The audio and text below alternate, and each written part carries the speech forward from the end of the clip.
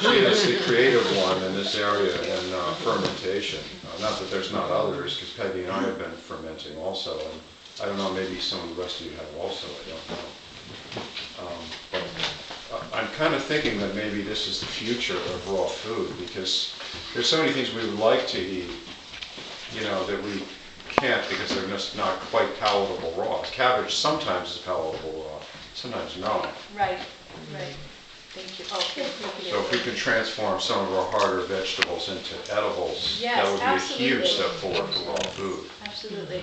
Like and that's cauliflower, what pickled cauliflower, yeah. something like that. Yes. Carry on.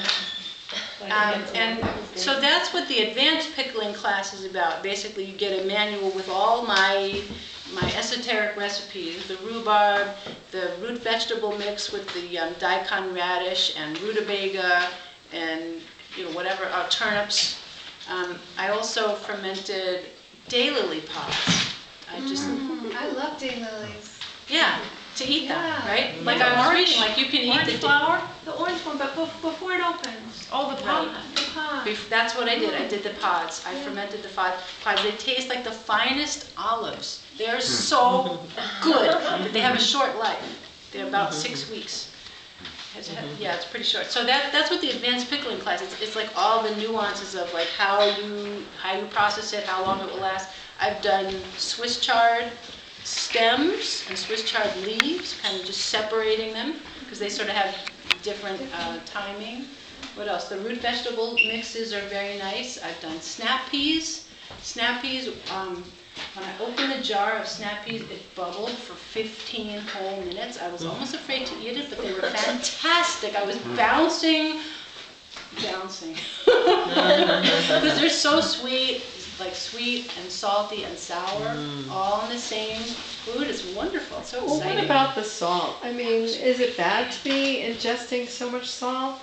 I don't think that there's so much in this. So when you're having the 1.5 tablespoons per quart, it's not really that much that you're eating. If you eat like, a whole swath of this stuff, you're going to eat a lot of salt. Yeah, I do eat a lot. Yeah. I think if I need to limit myself to 1 to 2 tablespoons. Okay. That's what I've read is the right amount. Okay. The body ecology book, she's talking about 1/4 cup to 1/2 cup. I think it's totally too much. I think it's just too much. It will foster a lot of detoxing, and your body may not be able to move those toxins. Like people eat that large amount and they feel worse. Some of them feel worse. It's too much at once. This is not the question of the more the better. Absolutely, absolutely. Okay, that's right. You mean 1/2 tablespoon per meal? Like 1 to 2 tablespoons per meal. Okay. 1 to 2. Yeah, rather than 4 to 8 as the body ecology book. Yeah. Yeah, 1 to 2 is about right. And do you do a morning meal with fermented stuff?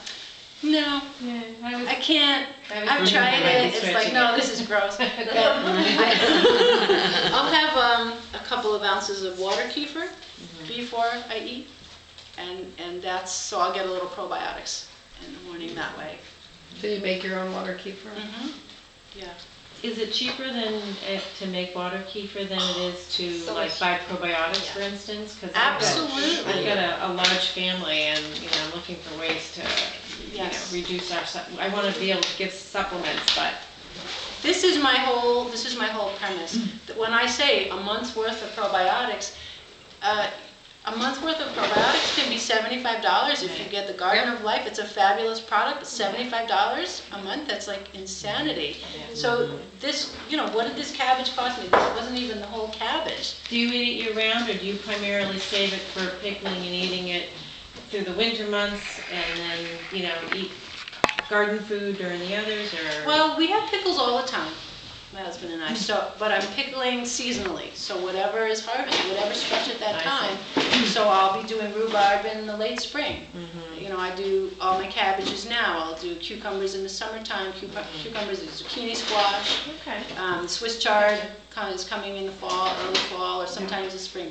And how do you manage it so that you know that it hasn't lasted around more than 6 months? Like, you must have a good labeling system. How do you know what's going on with what jars?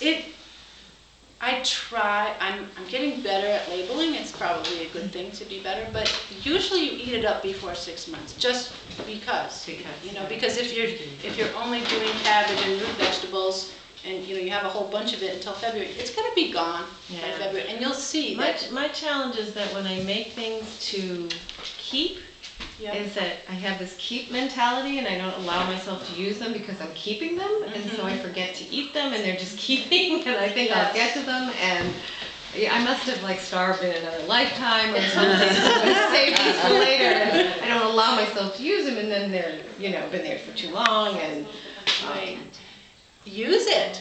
I give you permission I have to use give it. myself permission to use Just it. think of it, like all those Or fresh bring it here and probiotics. give it away. If I'm keeping it, I can't give Oh, it to you yeah. either. No, use it at the height of its peak. Can you use leftover sauerkraut as a starter for another batch? Yes, you can. It isn't really, you don't need a starter, but you need a can. starter. You can. That's the one big Or just some misconception, maybe this some whole of the starter thing. liquid? What? Or maybe just putting some of the liquid You can. from an old sauerkraut You can. batch? You don't have to though, and I guess I have a little bit of hesitation of using old sauerkraut in a brand new batch, just because it's old, it's been sitting, you know, you can see the cabbage turns color, it starts to lose its pep. So do I really want to take something that's old for a new batch? I don't really want to myself. At Deborah, she sells those cultured vegetables. Yep. Is that a little bit different? They taste very different.